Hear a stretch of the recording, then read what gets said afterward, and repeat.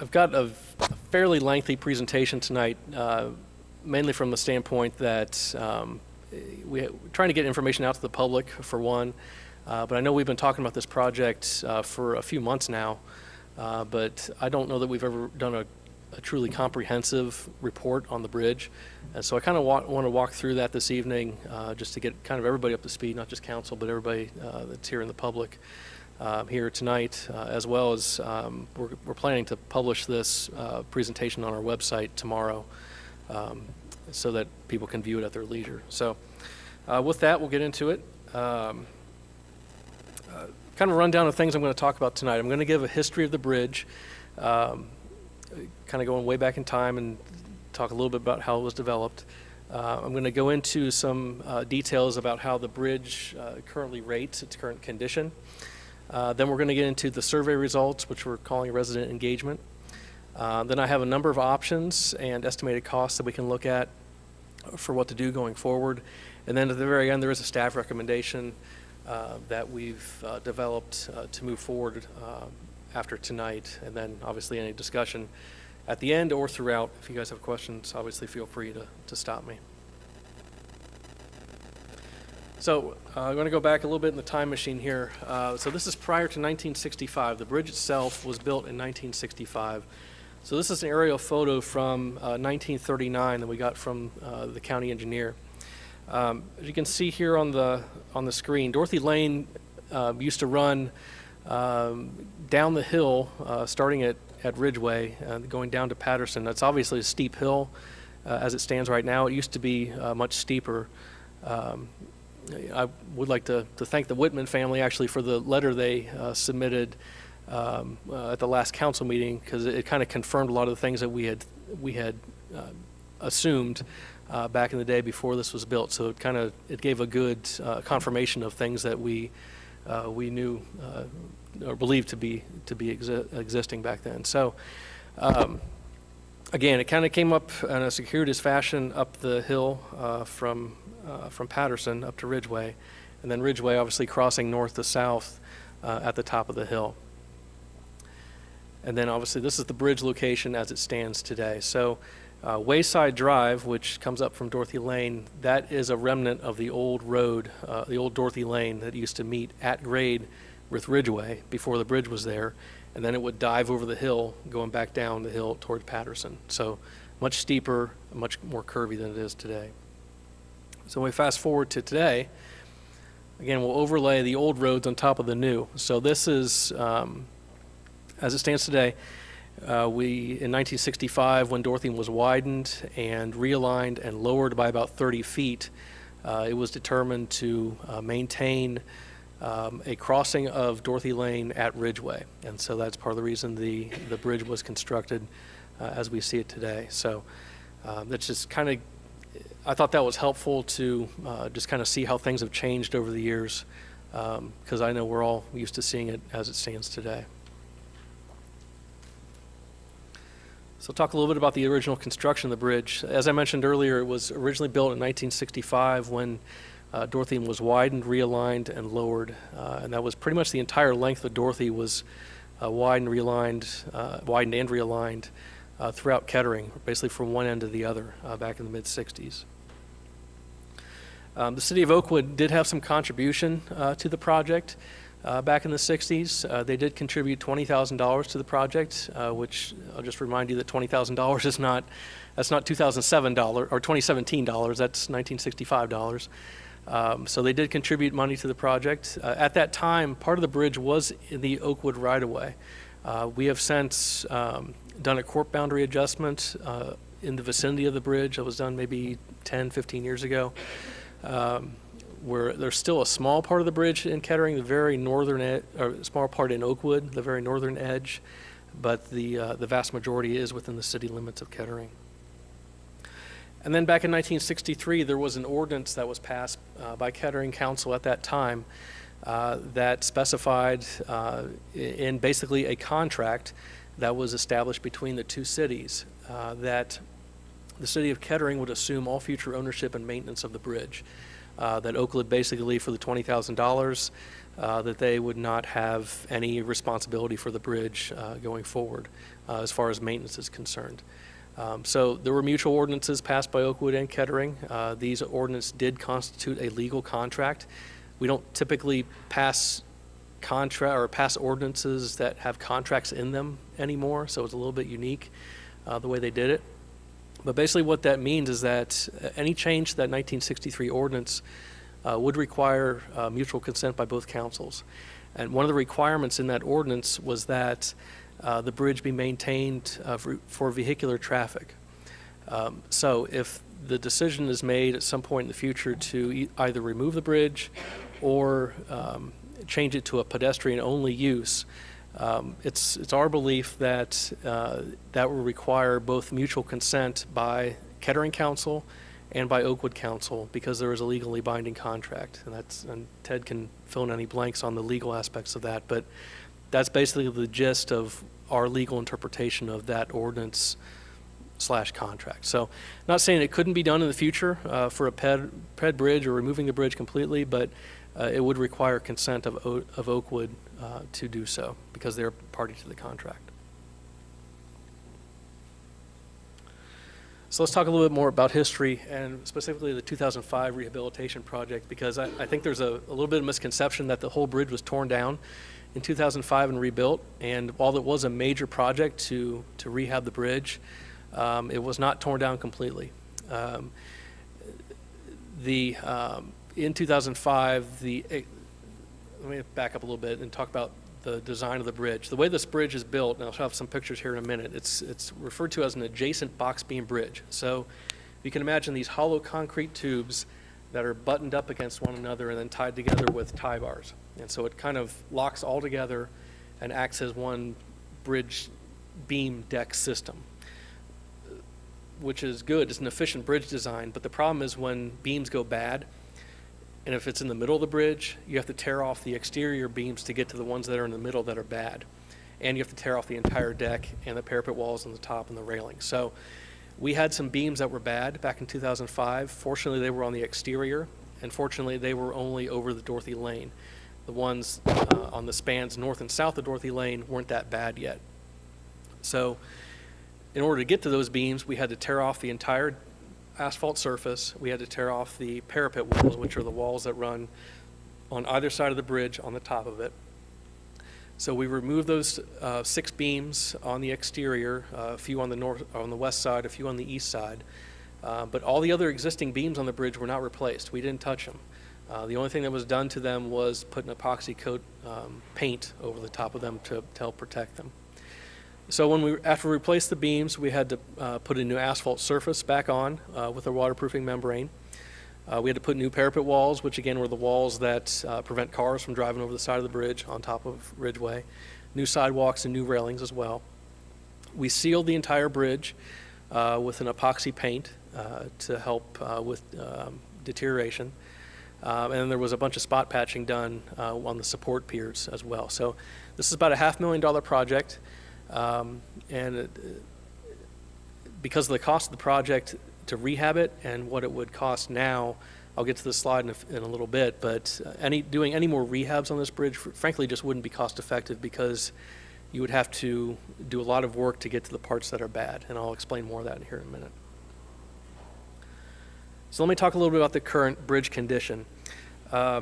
This type of bridge, again, an adjacent box beam bridge, concrete box beam bridge, these were very popular back in the 50s and 60s. They're still built today, but mostly they're built with concrete decks as opposed to asphalt decks, because the concrete doesn't leak water as much. So typically we expect about 50 years of life out of a bridge of this design. Right now it's 52 years old. So it's at the end of its service life, and we need to start the planning process for replacing it. We have to inspect our, 50 years was the expected life. We did something 12 years ago. Did that extended that 50 years or what? I mean, that's kind of misleading here. It did. And if we had not done that rehab, we probably would be we probably would have this conversation sooner than we are having it now.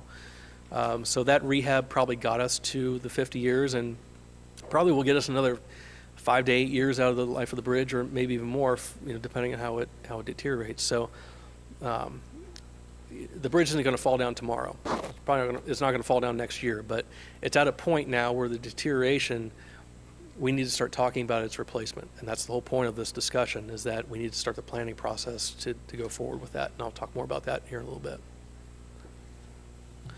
So we have to, by law, we have to inspect all of our bridges. Everyone does, the county, ODOT, nationwide. Everybody that owns bridges, that's a public entity, has to inspect them every year. So the 2017 rating that was done earlier this year, it was actually downgraded from a 5 to a 4. So bridges are rated on a scale of 1 to 9, or 0 to 9, I guess. 9 being perfect, new construction. 0 meaning basically it's ready to fall on the ground. So ours is rated a 4, and 4 also has the connotation of being known as structurally deficient. You might have seen that terminology being tossed around the media occasionally when they're talking about bridges, but it is by definition structurally deficient, which means that we need to start planning for its replacement. How many bridges are structurally deficient in this county, Montgomery County in particular? Oh, geez. We hear about is Yeah, how they're yeah, worse than this. It's hard to say for the county engineer, since they own a lot more bridges. I know that I'd probably maybe say a third of their bridges, if I had to guess. Maybe a third of their bridges are structurally deficient. We only have 2 in town that are this rating: the Shantz Bridge, which we're going to be replacing in 2019, and now Ridgeway. We have a number of them that are rated 5, and a few that are rated 6. So, and then the rest are rated higher than that. So it's good that we inspect them every year, because that allows us to give us enough heads up that we need to start planning for things. Steve, at what number, that 0 to 9 scale, does a bridge become load limited? It's not so much its rating, although they're related. Typically, when you get down to a 4, you're probably looking at load limits. Right now, Ridgeway is not load limited. There's 2 things that bridge inspection consultants or engineers will do. They'll inspect the bridge, and that's a visual inspection of the bridge. They'll also do what's called a load rating analysis, and that's done with software, and they load what the deterioration modes are into the computer program. They'll load what type of bridge it is into the program, and then that computer spits out whether or not it recommends being load rated or load restricted. So Shantz has a load restriction on it. We have another bridge in town on Ansel Drive that's load restricted now. I would venture to say that Ridgeway will be load restricted at some point in the future. I can't really say when. It may be next year, maybe the year after, but in the couple pictures I'll show here in a minute, I have a feeling it's going to be load restricted here in the not too distant future. Thank you. Sure. Who did you say inspects the bridges? We have a consultant that does it for us, since we do not have a bridge engineer per se. Certified by the state or something? Yeah. Okay. Yep. I mean, I know enough about bridges to talk intelligently about them, and could manage a project, but I would not feel comfortable designing a bridge or inspecting a bridge, since it's not really in my day-to-day stuff. But so we hire that out. And we Rob? pay for that inspection, right? What's that? We pay for that? Yeah, it's about $10,000 a year to inspect all of our bridges, about 30 And or who so does bridges. that report go to? We get a copy of it, and then it goes into the state database. So the state manages State? the inspection reports for the entire state, not just the ones they own, but also the local bridges too. Rob? Thank you. If it's load restricted, if say like next year they say, oh, it's load restricted, I mean, we're not talking no cars, we're just saying maybe an 18-wheeler can't drive across it, or maybe our plows or something like that. Yeah, I mean, it's, I wouldn't venture to say what the load restriction might be, but, it could be 15 tons, it could be 5 tons. It's just really hard to say. It just kind of depends on what the computer program and what our consultant's best judgment says for a load restriction. Bruce? That was my question. Thanks, Never Rob. mind. You beat me to it. Anybody else? Sorry, go ahead. Okay, no problem. So the design of the bridge, as I mentioned, it's a adjacent box beam bridge. It has an asphalt deck, and we don't Typically, when box beam bridges are built these days, they don't use asphalt anymore unless you're out in the country and you don't have a lot of money to spend. Anymore, it's better to build this type of bridge with a concrete deck. So because this one has an asphalt deck, asphalt is more prone to being porous and leaches water down in through it, and that water, in the freeze-thaw cycle, combined with the chlorides and the road salt, that eats away at the concrete. And I'll show some pictures of that here in a second that'll show how that happens. Steve, you said this bridge had a 50-year expected life, and that's with an asphalt. What is it with concrete? It's probably 60 to 70 years with concrete. Okay. An example of that, the Dorothy Lane Bridge east of Woodman that we replaced about 7-8 years ago near Christopher's restaurant. That's a box beam bridge with a concrete deck. But we had outside money. The county had outside money to help pay for that. So if you can get a grant, it's better to do it that way. We talked about load restrictions, again, likely in the future. And then as I mentioned, due to the design and, again, the pictures I'm going to show here in a minute, doing another rehab project on this bridge simply wouldn't be cost effective. And I'll show here that in a second why that matters. So a lot of detail on this page. I won't get you too bogged down on this, but basically these are the failure modes that we're seeing in the bridge, and this is basically cribbed straight from the inspection report that was done in 2017. So basically the bottom line, the high level thing to take from this is that, kind of what I mentioned on the last slide, is that there's a lot of leakage happening in this bridge, and because of the freeze-thaw cycle that we have in this part of the country and the chlorides that we use from road salt, not just road salt alone, but even if we didn't salt the bridge, just the normal rainfall and the snowfall and the freeze-thaw would still eat away at the concrete. So there's a lot of leakage going on. What that leakage is causing is the concrete and the steel, the reinforcing steel and the concrete, to delaminate from each other. What that means is the steel will rust inside the concrete, and the concrete will actually pop off of the steel, and then it loses its structural capacity. And I'll show you here that here in a second. So a number of pictures I'll run through here. This is it's a 3-span bridge. So we have the south span, which runs from basically Wayside to that first pier south of Dorothy, first set of piers, and then there's a middle span that runs over the top of Dorothy itself, and then there's a north span that runs from the north support piers to the north abutment where it goes into Oakwood. So this is a picture of the beams in the first span on the south end of the bridge. And you'll notice that the deterioration is here on the interior beams. In order to get to these beams to replace them, we would have to take off at a minimum this one to replace these two. But as soon as you take off this beam, in order to do that, you got to take off everything on top of it. The pier, or the parapet walls, this asphalt deck, the railing, that type of thing. So this is some deterioration, again, due to leakage from the road above into the beams and causing it to deteriorate. This is a picture of the north span, again, the one that runs from the north side of Dorothy into Oakwood. You're actually seeing even more advanced deterioration, and this is the one that has me concerned a little bit, because there's a bridge on Woodman Drive that we've talked about behind Sky Asian that the county owns that now has a load restriction on it. The failure in this beam, where some of these steel strands that support the interior of the beam are starting to wear away, that's the same type of failure mode that we're seeing in the Woodman Bridge. So because these beams are right over where it carries traffic, that's where I'm a little concerned that we're going to have a load restriction here in the not too distant future, simply because the failure modes are the same in the beams. So something to watch out for.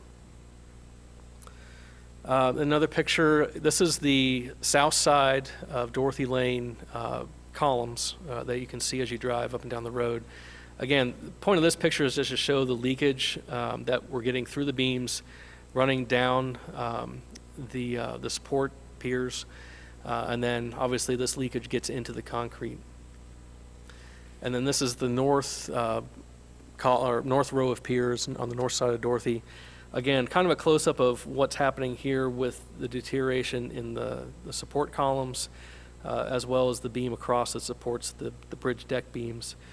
showing the concrete potentially delaminating from the steel, and that causes the steel and the concrete to lose strength over time. So that's pretty much it on the condition of the bridge. What I'd like to talk about now is a little bit on the traffic counts. So we've done 2 sets of traffic counts in the last 18 months or so. We did one in 2016 that showed about 900 vehicles a day. We repeated that around the same time of year in early May of this year, and that again it showed about a little over 900 vehicles a day. I would venture to say that if we did this again, it would probably show about 900 vehicles a day, maybe either side of 900, but it just kind of depends on time of year and weather and things like that. So I think that's a pretty good average. If we needed, we could, we have the in-house capacity to do this really at any time. So if needed, we could go out and do a traffic count. But because it's shown to be consistent over a couple years, I don't know that we would see anything dramatically different one way or the other. Steve, I got a question because people have called me and are under the impression that there's 900 individuals that cross that bridge every day. Mm-hmm. There's no way for us to know whether this is somebody going to work, coming home from work, going to school, picking the kids up from school, going shopping. We have no count. No, I mean, I just want to make sure, because people Yeah. keep saying, well, there's 900 people that go across this bridge. well, yeah, and that could easily be repeat trips. So, and it's split about even north and south traffic because we have counted north versus south. So this is just an aggregate of north-south traffic. So yeah, it could be people going to that live south of the bridge, going to the shops of Oakwood or Hills and Dales, and then driving back the other way. So Tony? it's easily could be that way. The only way to do what you're talking about is if we actually did a license plate study, which are very expensive, and I'm not sure we would really get I'm not sure the cost-benefit analysis would work out in our favor to do that on this, but it could be done, but it would be very expensive and very I just wanted to clear time-consuming. that up because there was a feeling that there was 900 people, Right. different people that crossed that bridge. Right. Tony? Sorry. Since we're talking about traffic counts, a lot's been said about how many vehicles are going under the bridge every day. Do you have anything recent on that, just that we could throw up there to say the last time there was a traffic count on Dorothy Lane, even if it's close? Yeah, I a think ball. it'd be interesting just to see that. Yeah, a ballpark number probably would be between 18 and 22,000 vehicles a day, probably Mhm. 20,000 on an average, I would say. How's that compare to Stroop? It's a little higher than Stroop. Dorothy, it varies depending where you're out on Dorothy and Stroop, but Dorothy carries on average, about 5,000 to 8,000 more vehicles per day than Stroop does. Sorry, I'm not ignoring. so that's- I gotta keep turning and looking. Yeah, so that's the vehicular side. We also decided to do a pedestrian count, and we kind of did I don't know, call it a secret count, but we didn't tell anybody we were doing it because we were doing it at the same time as the survey, and we didn't want anybody to know about it and to start, skewing the numbers here. So it was fairly anonymous. I think there were only about 3 or 4 people in the city here that knew we were doing it. But we actually did have a video camera mounted on the south side of the bridge. There's a utility pole back kind of in the woods there, and we actually videotaped 13 hours a day from 7 a.m. to 8 p.m. For a little over a week in the middle of October. And I've got the results from that here. And again, I apologize for those in the audience. The text is a little small, but I tried to cram all this on one slide to not be too much death by PowerPoint tonight. But we basically did it from Saturday the 14th of October through Monday the 23rd. And we got very, very lucky on the weather that week because it ranged anywhere from the mid-60s to the lower 80s for high temperatures, and also it was mostly dry that week. So, in fact, I was very, very surprised, to be honest, about how many pedestrians use the bridge, and how many bicycles use the bridge. Pleasantly surprised to see that amount. Was this, if they crossed over one time and crossed back, that's 2? It's just, it's how many pedestrians were actually witnessed crossing the bridge. So if That's what two, I'm saying, if they yeah, cross from Kettering, yeah, it may be, walk down to the park, right. and then walk back across. it may be repeat people, but Okay, but yeah. you didn't look at their clothes and No, subtract no, that no, then, no, okay. no, no. Yeah, it wasn't that close. You guys are yeah. pretty creepy, I didn't Yeah. know here. Yeah, on we have that, facial so recognition technology and all, yeah, That's no, no, fine, no, no. I just Yeah, was no, trying no. to get it, okay. No. You sat there watching us doing hash marks, didn't you? They had a little clicker, and we had a volunteer, one of our. I hope you had a We did. volunteer. Yeah. One of our regular volunteers, he helped out with it. Or some co-ops in our planning development department helped out with it. So, excuse me, it was a lot to count. But the ped numbers and bicycle numbers, I'm pleasantly surprised that many people are using it in a non-vehicular fashion. So. This may not be a surprise that people live in the neighborhood, probably isn't, but since I don't live in the neighborhood, I was pleasantly surprised, so I think we all were.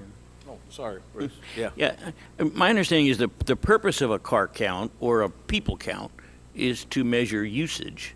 So whether it's the same person that goes down and comes back or the same car that comes down and go back, I think when we do car counts for traffic studies, we want to know usage, whether it's the same person every day that's doing that, Yeah, it really doesn't matter. point- Is that, am I correct on it? That's 100% correct. The point is they are using the bridge, one Yeah, way or the thank other. Yep.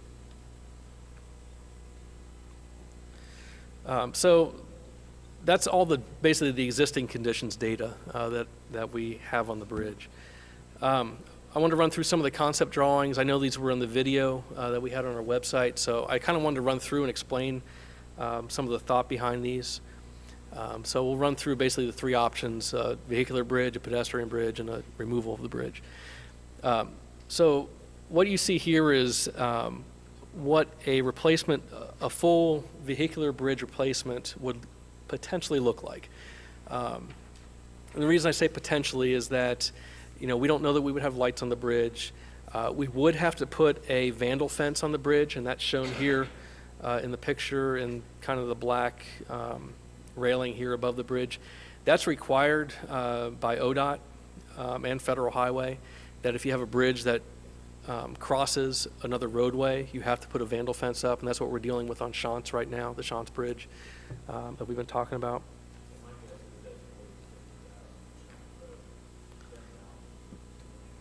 Yeah, well, yeah, it's much longer, and so it would be, a basic, like the Shantz Bridge, a basic public art aside, a basic vandal fence costs about $10,000. Yeah, you're probably right. You probably triple or quadruple that for something like this. Yeah, yeah. Right, so it does have to have a vandal fence. Whether or not it's standard chain link or something artistic, I think that's something we'll have to work out much further down the line, but that would be required. We would not put back a 3-span bridge. Basically, that's more than you need to span the roadway for one, but it's also more maintenance in the long run that you have more bridge beams to maintain. So if we were to put back a pre-stressed concrete bridge, as it's shown here, basically what that means is that we would have concrete beams, and they wouldn't be adjacent beams. They would be more like the beams you see, they wouldn't be as big, but the beams you see like on 75 in downtown, they kind of an I shape to them, but they're not stacked buttoned up next to each other. There's some space in between them. So next time you're downtown, crossing underneath Edmund C. Moses or something like that under 75, take a look up at the bridge and kind of see what that looks like. Again, they won't be as deep as those beams, because we don't have to carry as much traffic, but they would be kind of the same thing. So that's one option. This option is the most expensive, mainly because of the depth of, this is getting a little more technical, but in order to have that span, you need to have a really thick beam. In order to have a thick beam, you have to have more clearance over the roadway. And this bridge is already too low to begin with. We've had some hits over the years. So we have to raise the bridge. If we replace it, we have to raise it up by maybe 6 or 8 inches. And so you add a thicker beam on top of that. That means your road profile on Ridgeway has to change in order to meet the new bridge elevations. So that means more approach work on the north side and south side of the bridges, of the bridge. So this option is the most expensive. It's probably the most durable, because concrete is going to be more durable than steel in the long run, but it's more expensive to do that. So, if the vehicular bridge option is the way we go, we're going to weigh whether or not we do concrete beams or steel beams, and that's something we'll have to work out with our engineer to. Probably a couple $100,000, and that's mostly to do with the approach work that would need to be done on either side of the bridge to meet the new profile, the new height of the bridge that we have to build it to. I'm going to give you those numbers in a minute. Steve, with this particular design, not that we'll be around to deal with it again, but what's the lifespan? I hope I am. Amy will. Amy will. You gonna run? I'll be coming back to haunt council meetings in the future. What's the lifespan of something like this compared to the you said 50 years for the existing design and engineering. It would be more, we'd ensure that probably it's more than 50. I would hope to get probably closer to 80, 85 years out of it. Yeah, and I think you would, especially in it, again, it's weighing a higher upfront cost versus, long-term maintenance. We would pay more for a pre-stressed concrete beam bridge, but when we go through the analysis of it, it may end up saying, yeah, it's more now, but it's going to be easier to maintain in the future and things like that. So all things we'll have to weigh when we get down the line.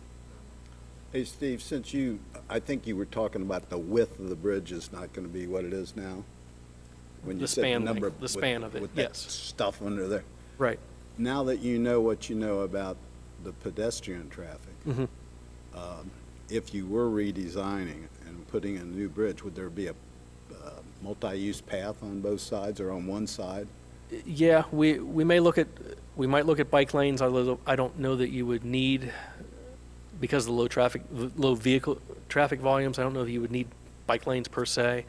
We would have sidewalks on the bridge, there's no doubt about that. And, So that would handle what you yeah, found and out about. we probably would look at adding sidewalks a little bit north and south of it just to get people up. And you'd have to probably do that from an ADA standpoint in order to get people up onto the sidewalks and then back down off of them. So they wouldn't have to ride or walk in the road if they didn't want to. But yeah, we would look at doing something like that for sure. So then the other option we laid out there is a pedestrian-only bridge. And I don't necessarily want to scare people by showing them a big truss bridge going over Dorothy Lane. I don't know that it certainly wouldn't have to be a truss if a pedestrian bridge is built. This is basically would just shown to show what people might know as a pedestrian bridge. This is basically the same bridge that Wright State Way has over 675. If you're heading out by the Fairfield Mall, you might have seen the bridge crossing over 675. We basically had the consultant, LJB, who designed that bridge as well. I said, go ahead and lay that one in, just see what it looked like, because it's a pedestrian bridge. But we wouldn't have to build a truss bridge. We could build probably a smaller bridge like the one I showed here before. So it wouldn't have to look like that, but that's kind of what it could look like.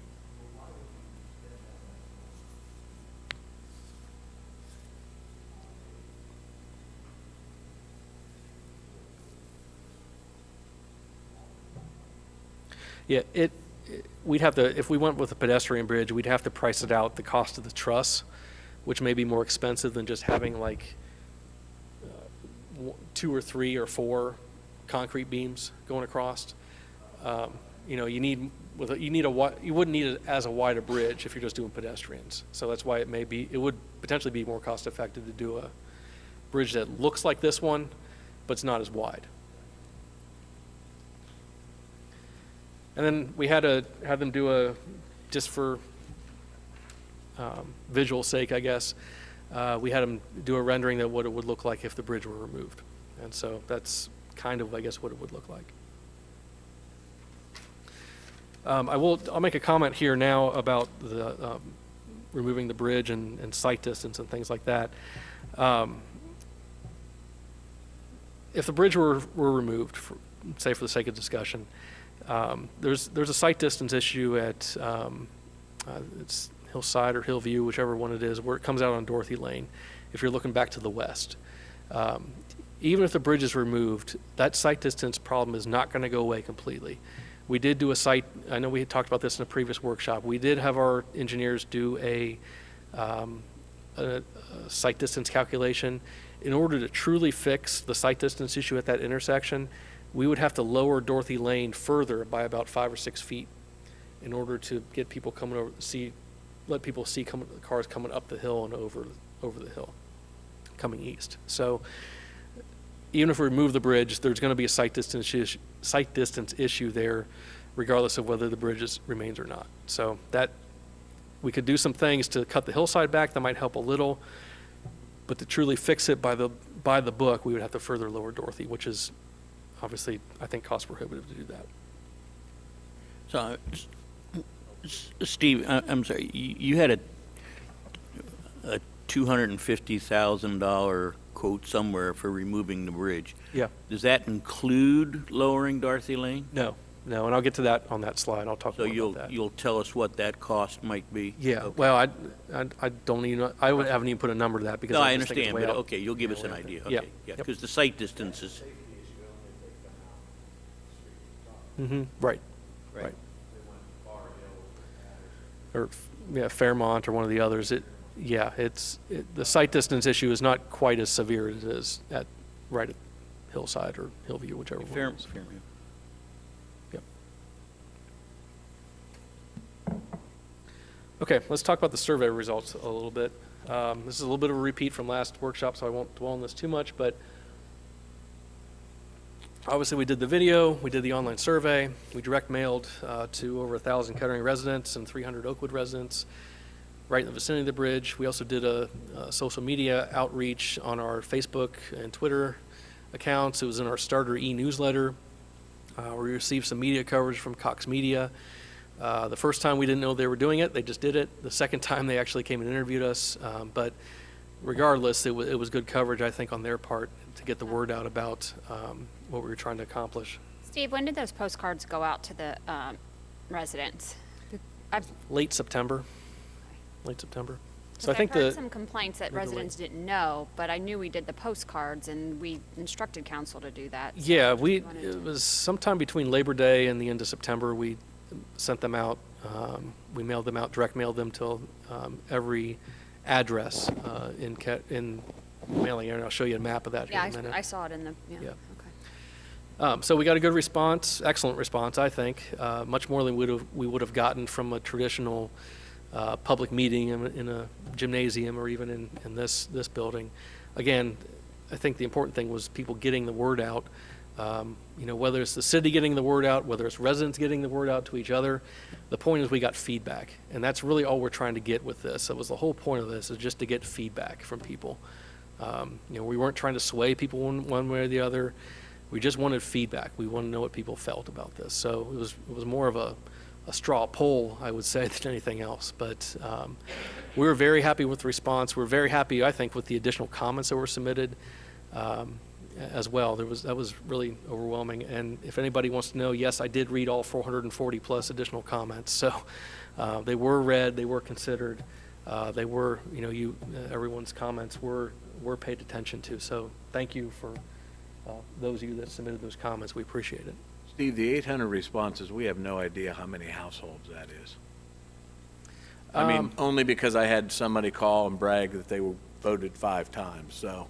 Well, if we can't control that if they did that. We did try to limit it by IP address, so I couldn't get on this computer and fill out Right. 10 surveys. You had to go. If you did want to fill out 5 surveys yourself, you had to go out, to your iPhone, to your iPad, to your laptop, to your work computer. I mean, Oh, he was so proud of that. yeah. I mean, Well, he and was proud of that. good for him. We got lots of feedback. So. That's with every Yeah. online survey. I mean, Honestly, reading through the comments, I don't think that was pervasive because, we did get a lot of unique email addresses through this. So all I'll say is thank you for the feedback. We appreciate it. So if you did do that. I have no idea. I was so Did he taken. give you your I was so name? taken back that he was bragging that there were 5 of them that he did. And I had a number of people that said me and my wife or, Yeah. and both that's- did it. I had a number of those, but I had the one that just Yeah. took me back. And we wanted the feedback, and that was what we were after. So this is the mailing area. Again, a little bit hard to see, I understand, but the bridge here is here where my cursor is. So we basically, in Kettering, use the boundaries of Dorothy Lane, Far Hills on the east, Stroop Road on the south here. This is Kettering Hospital right there, and Southern Boulevard on the west. So basically, everyone in this large neighborhood quadrant was direct mailed a letter, each individual household. And then we also figured what was probably a tributary area to the bridge in Oakwood, a regular tributary area. So we went up to Park Road, which is a couple blocks north of the Oakwood Business District, which is right in here. So basically used Far Hills, Park Road, Hills and Dales Metro Park, and Dorothy Lane as boundaries for Oakwood. So the survey results, and I know this might be a review for a lot of folks if you've saw that we posted the results online late last week, but we'll kind of walk through some of the things that we found. So we did find that, and I apologize for the small font, I was trying to fit this on one page here, but a super majority of survey respondents did use the bridge at least weekly, some more frequently than that, but at least weekly. And then also majority of the survey respondents do use the bridge for vehicular travel. About the same majority of survey respondents, about 2/3, primarily use it for vehicles. We asked reasons why they use the bridge. It was pretty evenly split across the board. The ones that I think came up the most, and we heard this in the comments as well, was getting to and from Hills and Dales Metro Park, going in between neighborhoods, Oakwood Business District, things like that, and then recreational purposes, walking and biking across the bridge being the leading uses of the ones that we asked.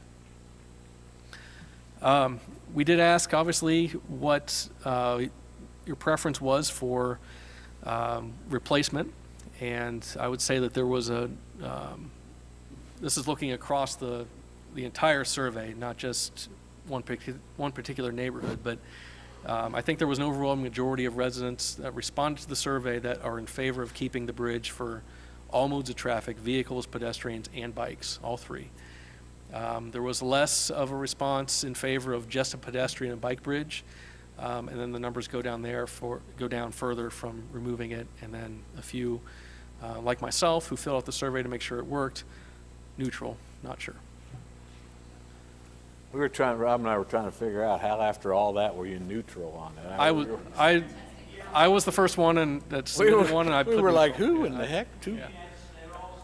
Yeah, I'm not. I don't want to tip my hat, so no, it's not sure. Again, copious amounts of comments. Some of the themes that came out of that, safety, obviously, I think being the number one. Folks concerned about being able to cross Dorothy Lane, not just turn out in their car from one of the side streets, but actually physically getting across Dorothy Lane, both in car and especially on bike and pedestrian walking. That was probably the number one theme I think that came out of the comments. Also added traffic on adjacent side streets if the bridge were not there. And then there was a strong concern, one, frankly, I didn't really think about, and I'm glad people pointed out that this is one area of Kettering that we don't really have a neighborhood park in that quadrant between Far Hills, Stroop, Southern, and Far Hills, and Dorothy Lane, excuse me. There's not a neighborhood park in there like some of our other neighborhoods. So when people are using they want to get some recreation, they want to go to a park. I think a lot of times Hills and Dales is the park of choice simply because of its proximity to the neighborhood. So that was important to see, and I'm glad that folks pointed that out. So for those of you who like charts, here's kind of the response broken down by whether or not you were responded to the survey and you were inside the mailing area, lived inside the mailing area, or whether or not you lived outside the mailing area. And I think obviously there's a desire to keep a all modes bridge from those that live in the neighborhood. I'm not going to argue that at all. The thing I thought was most interesting out of all these numbers is that even those folks that lived outside the mailing area and did not regularly use the bridge, it wasn't in their neighborhood, there was a majority of folks that felt that it should stay a full vehicular bridge the way it exists today. So I thought that was interesting. I wasn't really sure. What's the count on that, Steve? I mean, if it's 4 people and it's one, I'm trying to get a handle on how many responded outside the area that make up this number. You know what I'm saying? There were 200 plus over 200 outside the mailing area Okay. for Kettering and 30 outside the mailing area for Oakwood. So 56% of 200 respondents wanted to keep a vehicular bridge in that area. Thanks. Yep. And again, I thought that was the number. I mean, when I was putting this together, I kind of figured everybody in the neighborhood wanted to keep the bridge. You would make that assumption.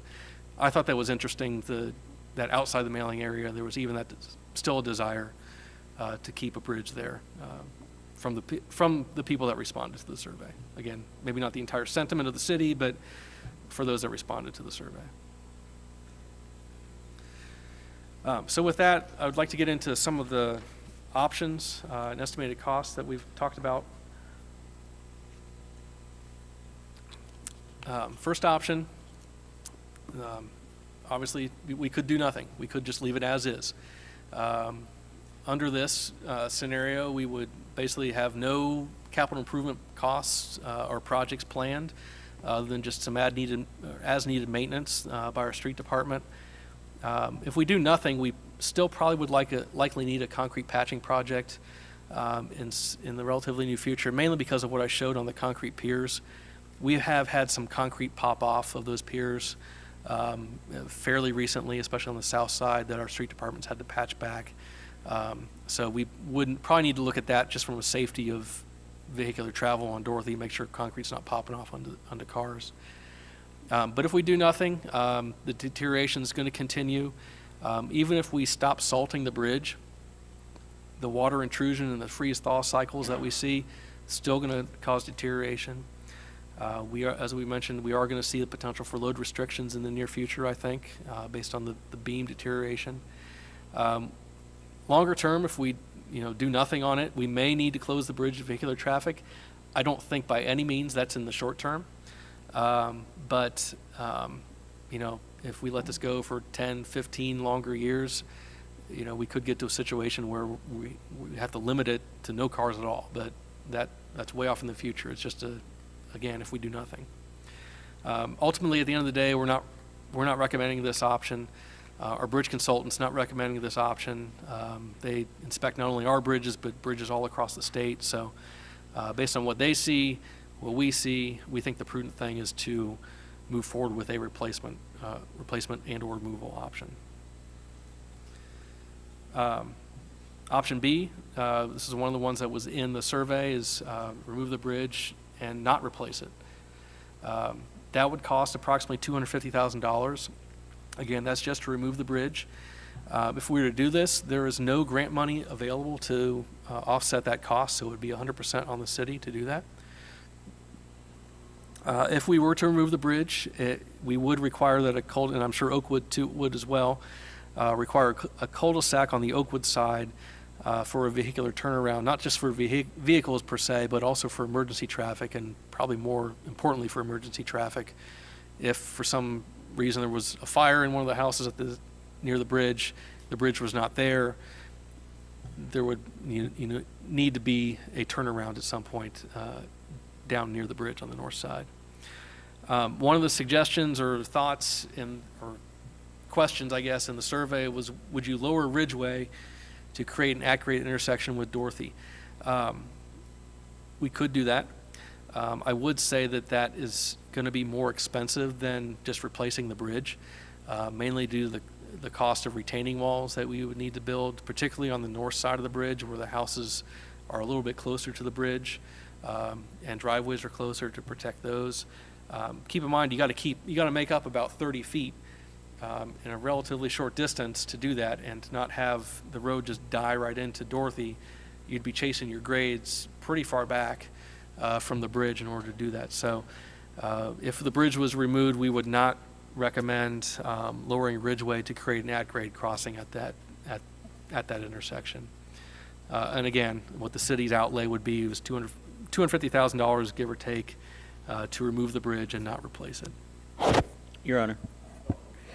Steve, is this where you were going to mention if the bridge is removed, we would have to do something with Dorothy Lane? Yeah, I mean, for the sight lines, and then also is the costs of cul-de-sacs, et cetera, that's not, is that all included in this That- 250? Yeah, the cul-de-sac cost would be included in that, Okay, that 250. but not the, and Yeah, but not reprofiling. Realigning Dorothy Lane. Reprofiling Dorothy would be on the order of millions of dollars. millions of dollars. Yeah, it would not be,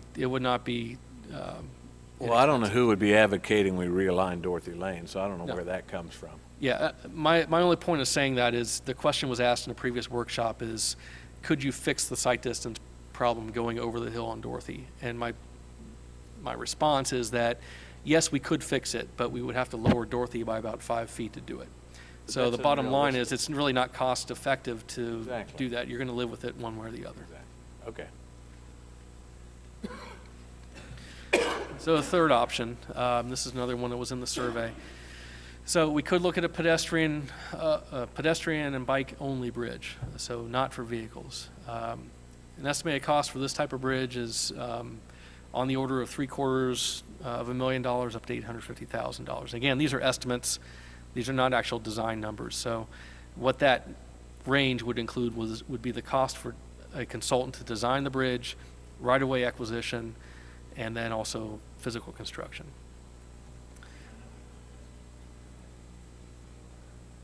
I do, yeah.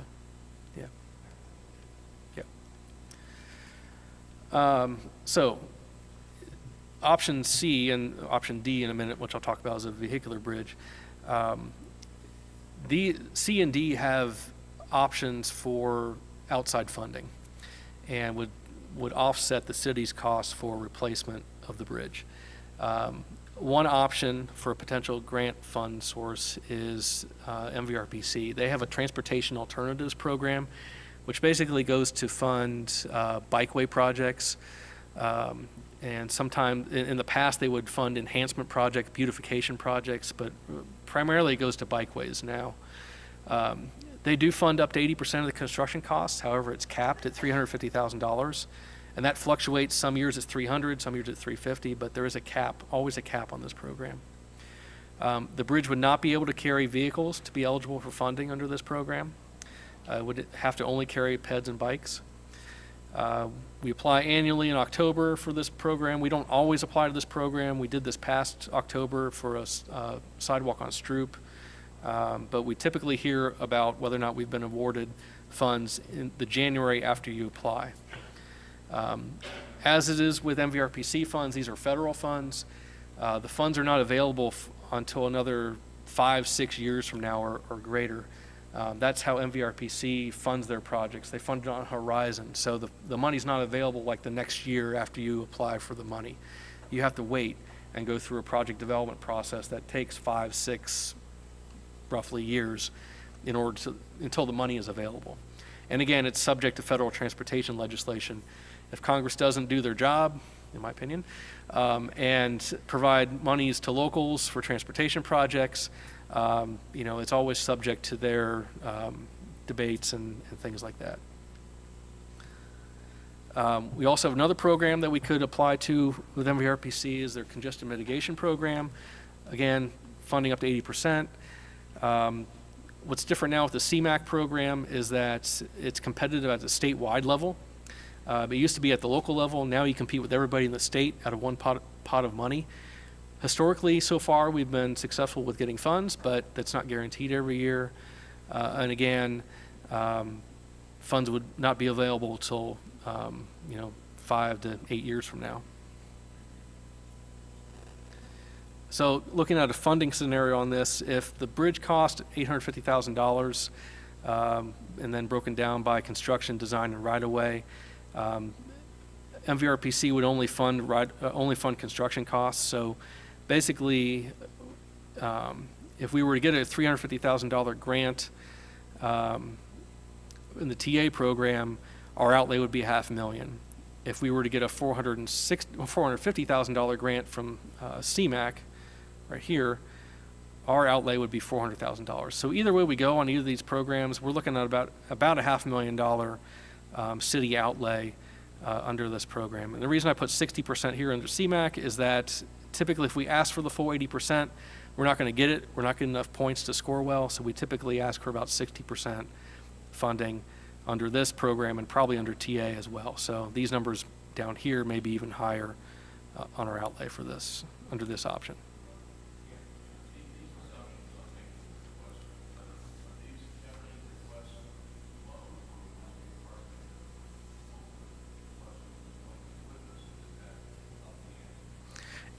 We could look at that for sure. Oakwood, I think, would have to have some skin in the game to do that. They would have to put in some money toward a local match. It may make it more competitive. I know under MVRPC, you score more, you get a couple more points if you have a joint project, kind of like what we did with Schroyer Road with Oakwood. We did that on purpose, a joint project, to get more points. So yeah, it's certainly something we can look at as well. Having sat on that board forever, a couple of points makes a big difference. It does. It does. Yeah, 1 or 2 points can really sway an application. But Oakwood, I'm assuming they wouldn't put any money in it. To date, they have not indicated that they're interested in doing that. That's what I thought I heard. That we may have to have a discussion with them down the line further on that. I don't know, but to date, they have not indicated that. But Isn't the MVRC that, whether it's a 60-40, they don't specify that out of the 40% Oakwood pays 20 and Kettering, it's just a joint application, right? I mean, Right. it doesn't stipulate who has to pay what percentage. I mean, No. Oakwood- we Oakwood would work not out- have to put skin in the game then? They may or may not. I mean, Yeah. that's something we would have to work out with Oakwood on the local level. We would have a separate contract with them that would detail the funding splits. my point, well, MVRPC doesn't require you to define which municipalities No. pay and what percentage. No, they do not. Okay, They- thanks. You're on. Steve, Oakwood has not seen these survey results, is that correct? Their city manager has. I don't know that Their he city shared with manager their has. council, but. But the city- residents in general do not know how their own residents have responded to this with the high percentage of, saying they Yeah. want to do something about Right, it. we haven't advertised it, that those survey results are out there, but, if somebody in Oakwood was curious and wanted to go out and look at it, survey results are on the website, but only their city manager has seen this presentation. And are you aware, have we requested, our staff to go make a presentation to Oakwood Council? Has anyone done that, or where are they in the process, I guess, is my question. If we're going to do an application, maybe are they on board or not? Well, I don't think we're anywhere near deciding what we're going to do, so I think we need to I move. said if an application is Well, I ready. think that's something we can talk about. Mark? If I could address that just a little bit, I did take all the information that Steve sent to you all last week, and I had a phone conversation with Oakwood City Manager and gave him that information. Okay. And said, Norb, we're presenting this to our city council on Tuesday, the 28th. I'd like to chat with you about this information after that meeting, so you know exactly where we are, and then you can decide how you want to communicate with your council. So I think it is a good point. If Yeah, that's else, the only reason right? my question, Goes yeah, back to okay. our basic computer programming days. Right. We'll answer a few questions and then decide what path we're going to go down with the city of Oakwood. I also want to make it clear that from an administration standpoint, I have not gone to Norb's office and said, Norb, I need you to partner on an application, or I need you to come up with some money for the local match. We have not had formal discussions in that regard. All we've really shared with them is this information, and the information includes a copy of the 1963 ordinance that showed the contract that we had back in those days. So we were waiting to hear what happens tonight, and then I'll get together with their administration and give them an update, and then they can decide how they want to proceed. And if they want us to come talk to them, their city council will be happy to do that. But Have we not notified the residents in this survey area that the survey is complete now? We wanted to present it to council first, and then. Okay. Well, I would suggest, that we Yeah. notify, Yeah. okay. Yeah, we wanted to have this You said discussion. you weren't sure if Oakwood knew, and I thought, well, we Yeah, well, should send a card right. saying, No, it was Yeah. in the Oakwood Register that the survey was completed, and the last line in the Oakwood Register said, I think, for Oakwood residents, if you wanted to make a comment, contact the Kettering City Manager's office. Yeah, we, And that was on the front page of the Oakwood Register. process-wise, we wanted to have the discussion with you all first. that's fine. We're doing that now, and then That's we'll, fine. we'll publish it. So then option D, this would be to replace it in kind, basically, with a bridge that can carry vehicles, pedestrians, and bikes. It's obviously the most expensive option, ranges anywhere from $1.5 to $2 million. Again, that's design, right-of-way, and construction all rolled together. We have some options on this. I think better options, frankly, than a pedestrian bridge. We've been very successful with the ODOT Municipal Bridge Program. This is the program that is funding the Shantz Avenue Bridge replacement that I mentioned earlier that's going to be rebuilt in 2019. ODOT, I will admit, this is a very generous program, probably the most generous funding program that we have to go after. They will fund up to 80% of construction costs. So you don't have to ask for 75%, you don't have to ask for 60. They give you 80. Lately, they have been giving 95% cost reimbursement for construction. And that's frankly the way Shantz is set up. It's funds, they're reimbursing 95% of the cost up to like 1.2 million on that bridge. So the reason they can do that is they're using what's called toll revenue credit, which the way I understand it is that they get money from the tollway up in northern Ohio. Somehow they get some revenue from that and they apply it to their programs. I don't know all the ins and outs, but the bottom line is we can get additional funding through that program, up to 95% of the construction costs. So our outlay would be very small under this. But again, that 95% isn't always guaranteed. But I will say, after confirming with the ODOT and putting its presentation together, they are guaranteeing 95% for upcoming applications in February, this coming February. So the bridge does have to carry vehicles to be eligible. We can't apply for a pedestrian and bike bridge under this program. It has to carry vehicles. The applications are due each March every year. We find out if we got awarded in June of the same year. And then funds are available earlier as well. So they're looking at a horizon of 2021 to 2023. They're a little more flexible with their funding timeframes than MVRPC is, which is good, could be good for us. Steve, isn't the biggest problem we have the number of cars? Yes, I'll get to that in a minute. Okay. OPWC.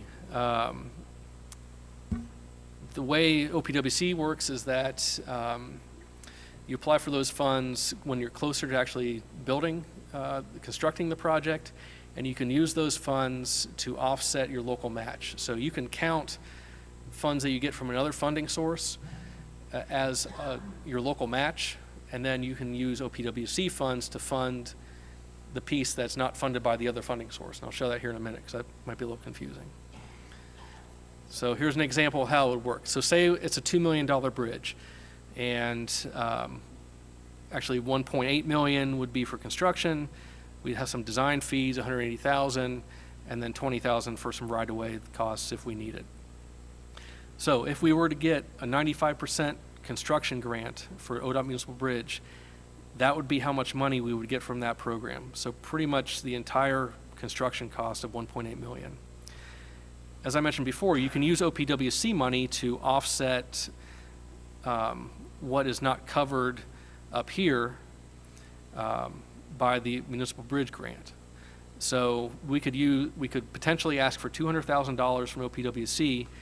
We could apply that to the design costs and the remainder of the construction costs. So in theory, we could have zero construction costs for the city for construction of a new bridge. There would be no out-of-pocket cost for construction. And the majority of the design costs would be paid for as well. None of these programs typically fund right away, but we deal with that, and it's not a big cost here. So I think that's the important thing to point out about this. This is the richest program. It has the most potential for basically having little to no out-of-pocket costs to replace the bridge at the local level. Obviously, there's still taxpayer money being used to replace the bridge at a very high level, but when you're looking at just what the city would have to pay under this program, again, if the stars align and everything works out, we could be looking at a very minimal outlay of funds for a rather pricey bridge. And Your Honor, to your point about the vehicular traffic volume, might be being detrimental to the funding scenario, yes, that's true. However, I will say that that's more of an issue when we go to MVRPC dollars, and especially OPWC dollars. They are more objective, OPWC being the most objective. If you don't meet certain criteria by the numbers, you don't get points under those programs. Under municipal bridge through ODOT, and again, I've confirmed this with ODOT, the lady that runs the program, they're way more subjective with their programs, particularly municipal bridge. So yes, the bridge carries a low vehicular traffic volume, less than 1,000 cars a day. However, on the other hand, the overwhelming response we got from the residents, assuming we want to go with this option to try to go after funds, I fully intend to send all 31 pages of 11 by 17 comments up to ODOT and say, here, read this. This is an issue. It's but don't take into account so much the traffic volume. This is an issue for our residents. It's a safety issue, it's a traffic congestion issue, it's a quality of life issue, and that's basically the way I would play up an application under this program. Steve, even though it has low volume, can it still get maybe not 90%? I mean, I guess I'm trying to figure out that, maybe we don't get 90% because somebody up there during the process says, well, it doesn't carry enough traffic. But is there like a sliding scale where maybe you don't get 90, you get 50 or something? Or? Yeah, I think there's that potential. Lately, what I've seen, the way the grants are awarded under this program, everybody gets 95%. Everybody gets 80%. They don't, MVRPC will try to, and OPWC to a certain extent, they'll try to play the game and fund as many projects as they can. ODOT said, okay, we're going to fund 5 projects at 95%. And if you're one of the lucky ones to get in, you get in. I haven't seen as much of a sliding scale, but not saying they couldn't, it just hasn't been their practice. I know you said you'd talk to him. That's like, Tony? Steve, option C, potential grant money, Yeah, would apply here too if these other two failed? Because option C was pedestrian and bicycles, and in option D, that they're still there, pedestrian and bicycles. yes, yeah, So the that would be option like D a would be third alternative to option D. well, another alternative. under the TA program, it couldn't carry vehicles. It would only have to carry pedestrians. Under the CMAQ program, we could make an argument for a full vehicular bridge. It may not score as well because the point is to relieve congestion. I don't know that adding 900 cars a day to Dorothy Lane is going to make that much. It's not going to rate well on that. We'd have to see how we'd have to play that out and try to argue that. But I think we could. To answer your question, yes, but it would have to have some hoops to jump through. Thank you. So since we're running short on time here a little bit, let me run through our staff recommendation and just any final discussion. What we're recommending is that we go after the municipal bridge program this coming March for a replacement bridge for all modes of traffic, so vehicles, pedestrians, and bicyclists. This bridge is on ODOT's target list for bridges for full replacement because of its recent 4 rating. So it is eligible under the program now. It wasn't for a number of years. We've been watching it. I watch that list every year, and it popped up.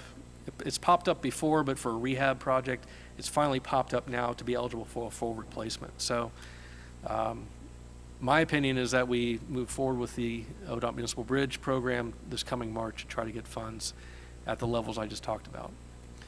If we are successful in getting funding through Municipal Bridge, we would then try to apply for OPWC funds at the local level to offset some of our local funding or our local matches based on what I talked about on the previous slide. If we don't get municipal bridge money, we don't necessarily get one shot at it. If we don't get funded this March, we could apply in March of 2019. We could apply in March of 2020. We can keep applying to the ODOT Municipal Bridge. It's not a one and done thing. So if for some reason we don't get funded into that program after successive tries, we could regroup, decide how to proceed. We could apply for TA and CMAQ funds. I put later in 2018, but that's assuming we don't go for municipal bridge in 2019. We could come back and say, well, we just can't get any money to replace the bridge. Maybe we just remove it. Maybe we just pay for it out of the city coffers at our local cost. That's a future discussion for council. We don't need to make a decision on that tonight.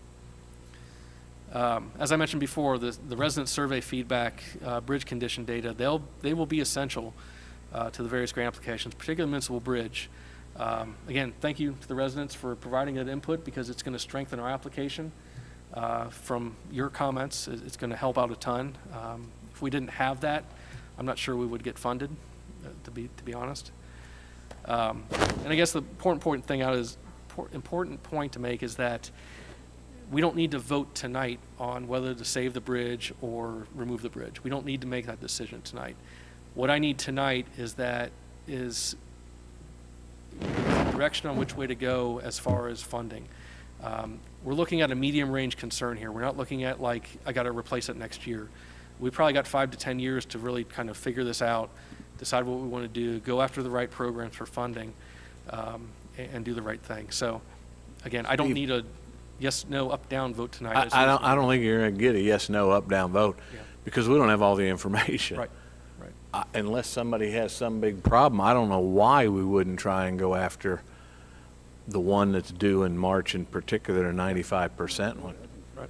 Yeah, I mean, well, what's that? Well, I mean, you know, you can't run a business until you know what all the costs are and everything else, and we don't have that. So unless anybody has any, I think that's a good idea, Don. yeah, I mean, well, that's the obvious choice. So, I mean, do you need a motion, Ted, or you just need us saying, nodding our head again?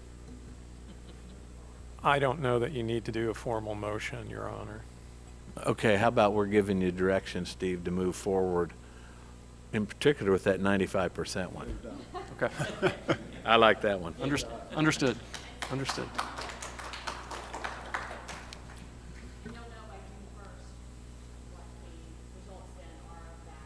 Yeah, sometime in June. Yeah, the turnaround's pretty quick. And again, we don't have to, it's not a one and done thing. If we don't get it in 2018, we can apply in 2019, we can apply in 2020. We can keep applying until we get. Tony just we get said he'll funds. let me know what happens.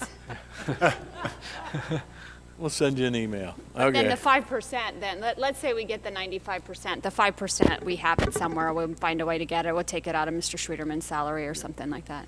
We have plenty of reserves yes, to cover that. Okay. Your Honor, Great. Oh, sorry, Bill. go back to my question I asked earlier, hearing what we just decided to do to go and seek those funds, especially the 95% refunding. Does that still mean that we do have further, more formal conversation with Oakwood to get their name on the line on the application? Well, I don't know why we wouldn't. I mean, that, Yeah, at any point, starting tomorrow, we'll have to have more formal conversations with their administration, and then they can decide how they want to handle their communications with their council, and we'll certainly make ourselves available for that. But yes, we will need to kind of get everybody on the same page, is how I've been describing it to Norb. You know, it would be unfair to him not to have the information that we have and what we're learning tonight. I'll get that to him. We meet often, and then we can map out a plan. And if the application process, it makes sense that we have two entities and some sort of local match defined by what we want to do, not by the grant application process, we'll pursue that further with them. I think it's, I know some of you here were at the last meeting, and I suggested that they go to the Oakwood meeting. I still think that's an important, in particular, I don't know how many are Kettering versus Oakwood, but if you could get the Oakwood people to go and make a presence known to them. Mark prefers the city manager, I prefer citizen input, so. I think if Anybody? nothing, Amy. if Steve, nothing what the- else, a letter of support from Oakwood would be strengthened, if nothing else. Steve, with the municipal bridge program, and I know you said it's like a big pot across the state, and you're competing across the state. Does the people who make those awards, do they look at, okay, we need to have some geographical balance here, and so it's not all Cleveland projects or Cincinnati, and You know, could we be ranked the #1 Dayton area bridge project, and that would go a long way, like MVRPC writing a letter of support? Yeah, I mean, I'm going to do whatever I can to strengthen the application. And I think it certainly wouldn't hurt to have that, that type of support from Oakwood and from MVRPC. I think they do look at it from a geographic standpoint, just from, I don't know that for sure, but just from looking at their awards they've made over the last 4 or 5 years, it seems like they try to spread it out And there fairly can't be equally. that many of our neighboring communities that have that many bridges, are there, that municipally owned bridges?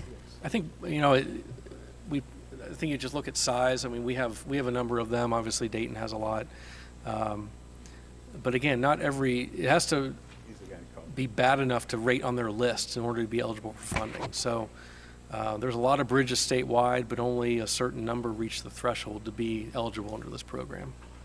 Steve, can you find out on this program if we fare better, which I assume we do, if it's a joint application versus just a letter of support from Oakwood?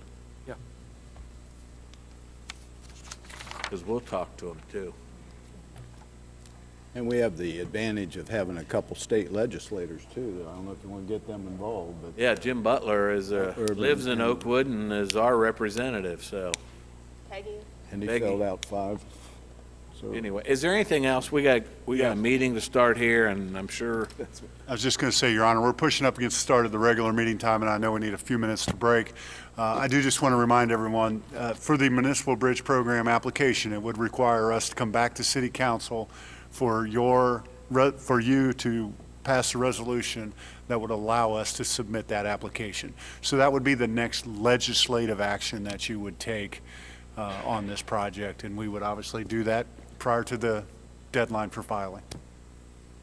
okay. With that, we can break. and really, Steve, you did a great job. You really did. Thank you. You really brought it down to where, even though it was fishy, it was really good. No, thank you.